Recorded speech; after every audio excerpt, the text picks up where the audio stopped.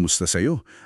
Salamat sa pagpapadala mo nitong mga CP. Galing ito sa aklat na Mercy in Motion ni Freddie J. Morales. Oo nga. Yung dedication niya, simple lang, para sa mga tao.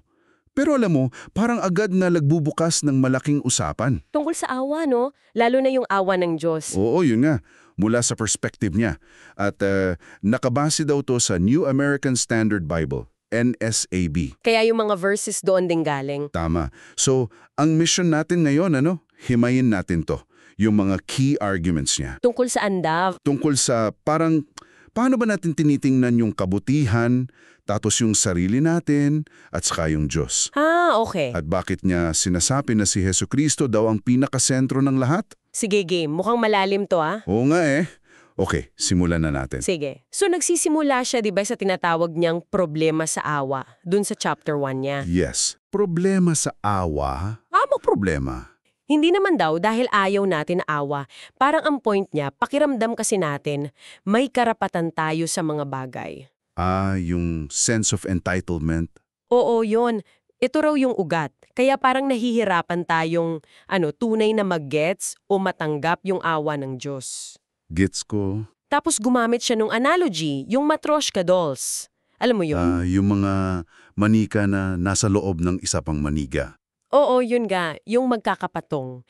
Para raw ipakita na may mga parang layers ng katotohanan, kailangan mong buksan isa-isa. Interesting. Parang step by step yung pag-reveal. Parang ganun nga. Okay. Tapos, sa chapter 2, ano yung binuksan niyang layer? Tungkol sa Diyos na ba? Oo, doon na. Pero hindi siya yung typical na debate tungkol sa ebidensya, yung parang pang-science. Hindi. Mas kino-question niya yung mismong idea na kailangan natin ng ebidensya na nakasentro sa tao para patunayan ang Diyos. Paano nakasentro sa tao? Tinatanong niya, sino raw ba dapat humusga sa ebidensya? Tayo ba? O yung Diyos mismo? Siya yung nagpapakilala sa sarili niya.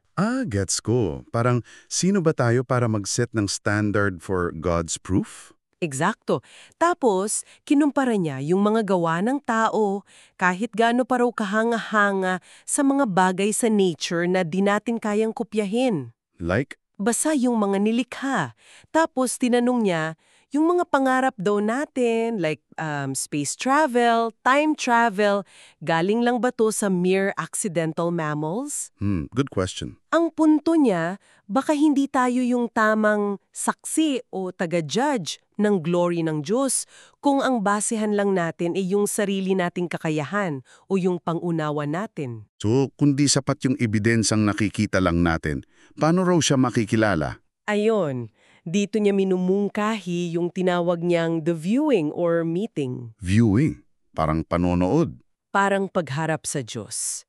Pero sa pamamagitan ng kanyang salita, yung Biblia. Sa Biblia? Oo, dito niya ipinasok yung mahabang sipi mula sa aklat ni Job. Si Job, yung nagdusa ng husto. Yun nga.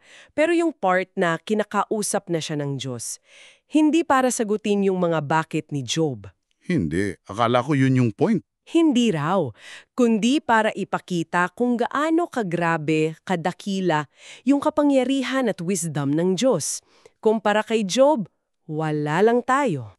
Parang perspective check? Oo, binanggit niya yung description ng Behemoth at Leviathan, parang mga halimaw na sobrang powerful. Example daw yon ng power ng Diyos na lampas sa kaya nating sukatin. So, parang sinasabi niya, bago tayo mag-demand ng proof, kilalanin muna natin kung sino yung hinahanapan natin ng proof. Parang ganun nga. Na baka yung disconnect natin, yung parang di tayo namamangha sa Bible tulad ng pagkamangha natin sa, say, isang magandang sunset. Oo. Baka dahil hindi natin matanggap yung laki ng agwat natin sa Kanya. Mukhang yan nga ang tinutumbok niya. At yung agwat na yan, pinalalim pa niya sa Kabanata 3. Okay, chapter 3. Ano naman to? Ang title, Tayo. Tayo? As in, human beings? Oo. Tapos, tinanong niya diretsyo, mabuti ka bang tao? Wow, straight to the point. Oo. Gumamit pa siya ng examples from movies, yung Shutter Island. Yung kay DiCaprio. Yun.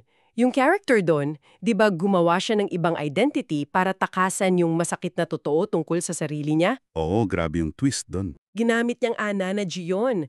Baka raw ganun din tayo, gumagawa tayo ng kwento na tayo yung bida, o kaya binabaliwala natin yung bad side natin para lang mapanatili yung image na mabuti tayo. At dito ba pumasok yung sinabi mong paulit-ulit niyang phrase? Oo, ito yon. Inaakala natin na tayo ang kabutihang ginagawa natin. Na yung goodness galing sa atin. Oo, yun mismo. Tapos, kinontra niya yan gamit yung kwento sa Bible.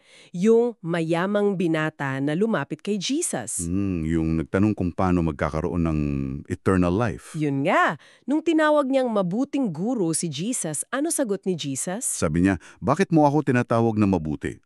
Walang mabuti kundi ang Diyos lamang. Eksakto. Ayon sa author, dito raw itinutuwid ni Jesus yung maling akala na pwede nating angkinin ang kabutihan na parang galing sa loob natin. So dapat daw makita natin yung sarili natin the way God sees us? Oo. Kailangan daw natin makita kung paano tayo tinitingnan ng Diyos. At paano nga ba tayo tinitingnan ng Diyos ayon sa Kanya? Medyo kinakabahan ako sa sagot. Well, dito niya inilahad yung pagkahulog o the fall sa Genesis. Yung kina Adan at Eva. Oo, yung disobedience nila na nagresulta daw sa pagpasok ng kasalanan sa mundo at sa nature natin. Okay. Tapos sinundan niya ng mga verses tulad nung sa Roma 3, walang matuwid, wala kahit isa. Ouch! At saka Jeremiah 17.9, ang puso ay mandaraya higit sa lahat ng bagay. Grabe, so ang conclusion niya, Na ang natural state natin hindi mabuti, kundi makasalanan. Kaya raw kailangan natin ng tagapagligtas. kaya pala problema sa awa kanina kasi kung di natin alam na kailangan natin, di natin i-appreciate. Parang ganun. Tinapos niya yung chapter sa Psalm 16, wala akong kabutihan maliban sa iyo, Diyos. Napaka-heavy niyan. Totally against sa usual self-help na message ngayon, di ba? Oo, ibang-iba. Paano niya binaliktod dun sa awa? Dito napapasok yung chapter 5. Yung title, medyo weird, Binating Itlog, Scrambled Eggs. Ha? Binating itlog. Ano connect? Yung analogy niya parang ganito, hinahalo daw natin yung kabutihan ng Diyos at yung mga gawa natin o kaya yung ideas natin about goodness. Hinahalo natin hanggang sa Hanggang sa ano? hindi na natin makilala kung ano yung totoo. Parang binating itlog na nasunog na, di mo na mapaghiwalay. Ah, Ito raw yung tinatawag sa Romans chapter 1 na pagpigil sa katotohanan, suppressing the truth. teka, linawin natin yan. Ano yung pagpigil sa katotohanan sa context niya? Di lang to basta hindi naniniwala. Hindi lang daw, mas active pa doon. Ito raw yung pagpapalit natin sa katotohanan tungkol sa Diyos. Anong katotohanan? Na siya yung creator, siya yung standard ng good, siya yung nagsusustain ng lahat. Pinapalitan daw natin yan ng sarili nating kwento, sariling paliwanag. Pwede bang example? Sige, yung mga emotional videos daw sa YouTube like may matandang nakatanggap ng aso o may bingi na nakarinig for the first time, di ba nakaka-touch? Oo naman. Sabi niya, ang Diyos daw ang nagbibigay ng capacity para maramdaman natin yung ganung joy o para makagawa ng mabuti. Pero madalas daw, siya yung di nakikita, siya yung di kinikilala. Inaako natin yung credit? Oo, yun yung balik niya dun sa phrase, inaakala natin na tayo ang kabutihang ginagawa natin. O minsan, inaakala natin na tayo ang kabutihang nararamdaman natin. So yung pagpigil sa katotohanan, parang pagnanakaw ng glory na dapat para sa Diyos. Parang ganun nga. Inamit niya yung quote sa The Grey, di ba? Yung si Liam Neeson parang sumuko na sa Diyos, tapos sabi, ako na lang ang gagawa. Oo, yun.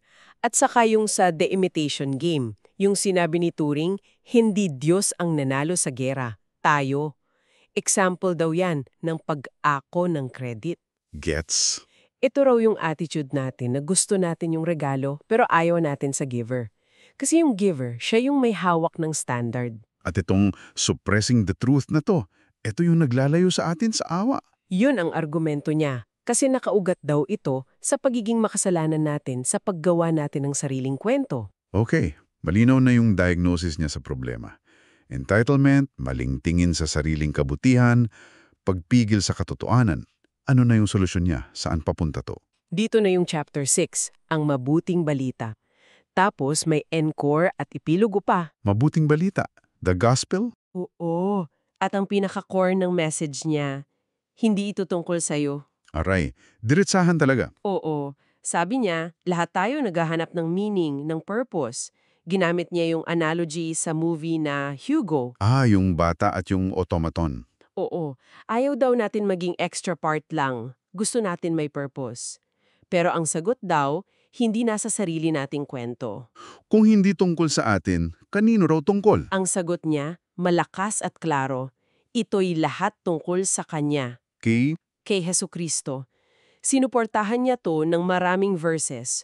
Colossians 1, Hebrews 1. ano sinasabi dun? Na si Jesus daw ang image ng invisible God, ang panganay sa lahat ng creation, na sa Kanya at para sa Kanya nilikha ang lahat. Siya ang head ng church, siya rin daw ang naghuhold together ng lahat ng bagay. Wow! So, para sa author, ito yung absolute truth. Ito yung meaning of life. Oo, ito raw ang kahulugan ng buhay, ang supremacy ni Kristo. Pero bakit daw mahirap tanggapin to kung ito pala yung sagot? Kasi raw, salungat to sa pride natin, sa fallen nature natin. Yung binalikan niyang Roma 3 ulit, Na walang matuwid. oo.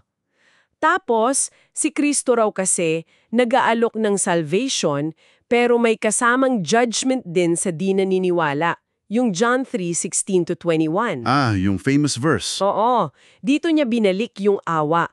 Ang good news daw ay yung awa ng Diyos na inaalok through Jesus.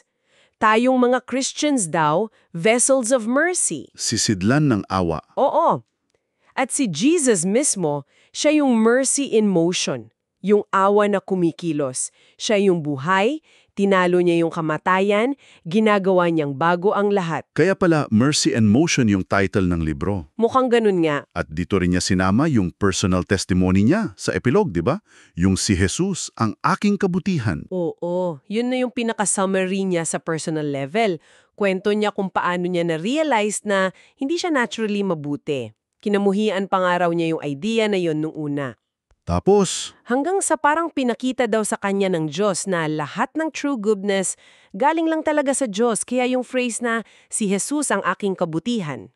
anong meaning nun para sa kanya? Na si Jesus ang siyang kabuuan ng kaligtasan natin. Siya yung tanging daan at siya mismo yung kabutihan na di natin kayang maabot mag-isa. Grabe, mula sa problema sa awa dahil sa entitlement, Tapos pagkilala sa tunay na nature natin na di mabuti. hanggang sa pagpigil sa katotohanan. At sa huli, pagturo kay Jesus bilang sentro, solusyon at mismong awa at kabutihan. Ang layo ng narating ng argumento niya, parang yung Matryoshka dolls nga, binuo niya layer by layer. Oo nga eh.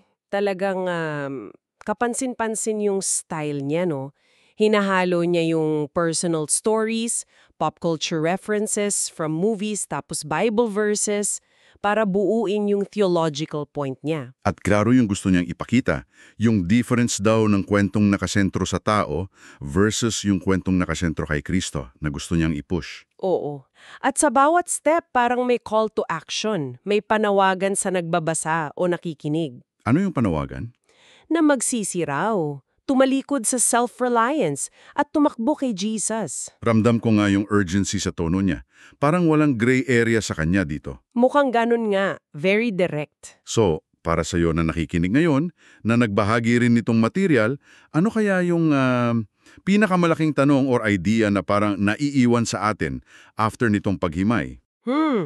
Siguro ito. Kung sakali lang, for the sake of argument, tanggapin natin yung sinasabi ng author. Na yung anumang good na nakikita natin sa sarili o sa iba, hindi talaga galing sa atin. Na parang grace lang from God, na pinapanatili niya despite our fallen nature. Oo, parang ganun. Kung totoo yun, paano nito babaguhin yung tingin mo sa mga nagagawa mo? Sa mga success. O kahit sa mga failures? Oo. O kahit sa mga simpleng acts of kindness na nakikita mo araw-araw, paano mo titignan yun ngayon? Wow, isang tanong na tiyak na magbubukas pa ng maraming pagninilay. Oo nga. Hanggang dito na lang siguro muna ang ating paghimay sa mga ideya mula sa Mercy and Motion. Maraming salamat sa iyong pakikinig at sa pagbabahagi ng material na ito sa amin. Salamat din sa'yo. Kumusta sa'yo?